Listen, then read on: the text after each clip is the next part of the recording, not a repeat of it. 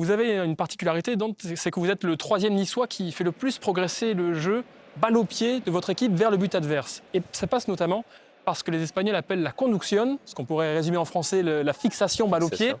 On voit notamment cette situation contre Nantes où vous pourriez directement donner le ballon à Pellemard sur votre droite, mais vous allez d'abord fixer l'attaquant nantais. Expliquez-nous pourquoi. Ouais, parce que comme ça lui permet aussi d'avancer avec le ballon, il s'éloigne de l'attaquant. Tandis que si je le donne de suite, l'attaquant il peut faire la navette, il peut le rejoindre après. Donc comme ça lui donne encore plus de temps de pouvoir prendre une décision après. Donc, faire gagner du temps, faire gagner de l'espace à votre coéquipier en charnière centrale. On revient à cette création de décalage aussi qu'on évoquait tout à l'heure. On va avoir une deuxième situation. En effet, la Pellemard aurait pu faire progresser le jeu. Ouais. Contre Montpellier, cette fois-ci, à nouveau, vous allez aller chercher même assez loin, finalement, Gaëtan Laborde, pour libérer Pellemard. On vous voit un petit peu agacé ici. Qu'est-ce qui vous agace? Est-ce que c'est le comportement de Pellemard? Est-ce que c'est le décrochage de Ronny Lopez? Non, c'est parce que moi, je lui dis que peut-être il fallait qu'il avance. Comme ça, il sera dans la ligne de passe pour vraiment avancer et casser cette ligne. Donc, ce sont des petites choses importantes qui font progresser notre jeu et qu'on peut sortir aussi avec le ballon plus contrôlé. Donc ce n'est pas seulement vous, c'est aussi le comportement de votre coéquipier pour exploiter ce temps d'avance que vous voulez créer. Oui, exactement. C'est des comportements comme ça qui font que l'on puisse progresser et aussi de lui donner le ballon avec beaucoup plus de temps, qu'il puisse jouer après vers l'avant. Et ici, on voit que vous allez fixer Gaël Kakuta, qui était au marquage de Morgan Schneiderlin, qui devient en quelque sorte l'homme libre. Expliquez-nous, parce qu'ensuite, c'est vrai que c'est important d'aller le trouver. Après, je dois passer soit par Andy Pellemard pour trouver Morgan, parce que c'est le plus facile. Donc là, on recrée le 3 contre 2 dans l'axe. Ouais. C'est clair que, voilà, en expliquant comme ça paraît facile, mais après, sur le terrain, c'est moins évident. Mais comme ça, c'est notre idée du jeu.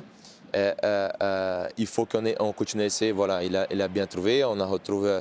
Il y a Kef ici tout seul. Donc c'était ça notre idée. Donc faire progresser le jeu balle au pied, on l'a vu, avec des créations de décalage. Par la passe aussi, Dante, vous êtes le deuxième joueur de Ligue 1 qui a réussi le plus de passes jusqu'ici, derrière Marco Verratti, qui est ancien meneur de jeu en quelque sorte au Paris Saint-Germain. C'est flatteur, en effet. Ouais. Et 91,5% de passes réussies jusqu'ici.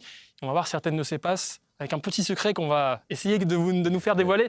Vous voyez ici, par exemple, contre Bordeaux, où tout indique que vous allez faire cette passe pour Camara sur votre côté, votre orientation du corps. Et en fait, vous allez aller chercher Pierre Lesmelou. Comment bien cacher cette passe? C'est clair, je vois toujours le comportement, le corps de l'adversaire, bien sûr. C'est lui qui décide de ma passe. C'est l'adversaire? C'est l'adversaire, parce que si lui reste à l'intérieur, je vais jouer bien évidemment sur Hassan Camara. Après, dès que je vois qu'il commence à anticiper la passe ici, c'est clair que je vais trouver au milieu. Pierre Lesmelou qui est toujours dans cet intervalle, en plus axe gauche. Et puis avec votre pied gauche, c'est un angle intéressant à trouver, en plus cette passe à l'intérieur, souvent dans une zone un peu intermédiaire, difficile pour l'adversaire. Ouais, c'est sûr. Après, il faut la bien appuyer quand même pour qu'il y ait la passe, surtout des 2 jours.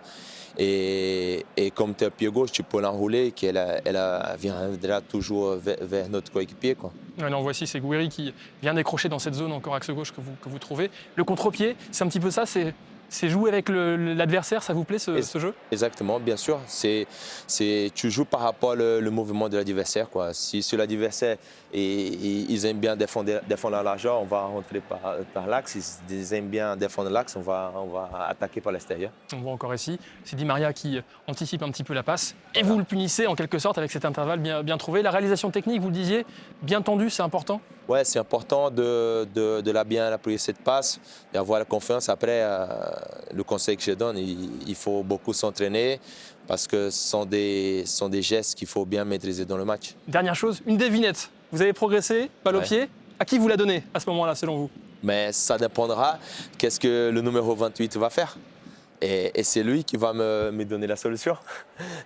Mouillez-vous un petit peu alors. Non, mais qui vous choisissez? Si lui en fait, on va donner la solution. Il m'a donné la solution. Parce que lui, il voulait écarter, et il anticipait à la passe vers l'extérieur, donc j'ai pu trouver Amine. Vous avez vraiment ces options, c'est intéressant, cette adaptation vraiment à ce que vous donne l'adversaire. Troisième aspect de ce côté relanceur, c'est le jeu long avec ses diagonales. Vous êtes le troisième joueur de Ligue 1 qui a réussi le plus de ces passes longues. Et on va voir que ce sont souvent un petit peu le même type de passes vers la droite, aidé par votre pied gauche, trouver cette diagonale. D'abord, à l'origine, on voit un petit aparté très directif aussi par le bras, avec Pellemard aussi. Oui, ça me permet aussi de me communiquer, pas simplement par les mots, mais aussi par les blagues. Ce sont des choses que j'ai fait souvent, bref. C'est le côté leader aussi sur le terrain. Revenons sur la passe longue. On voit c'est le regard qui va déclencher avec Attal. C'est cette communication visuelle avec le receveur qui déclenche? Bien sûr, là, parce que là, j'ai eu déjà le contact visuel avec lui et je le sens, j'attends le bon moment qu'il puisse gagner du terrain pour mettre ces ballons-là. On voit le timing va être bon. Et pourquoi c'est une passe aussi dangereuse pour l'adversaire, pour le latéral adverse? Parce qu'ils défendent en reculant l'adversaire. Et ça, c'est vachement difficile à défendre, tandis que l'adversaire a mis sur le corner, il nous a permis de... Et en plus, alors je vous coupe, pardon, il vous regarde, il regarde le ballon, oui, tout en devant gérer l'adversaire derrière lui.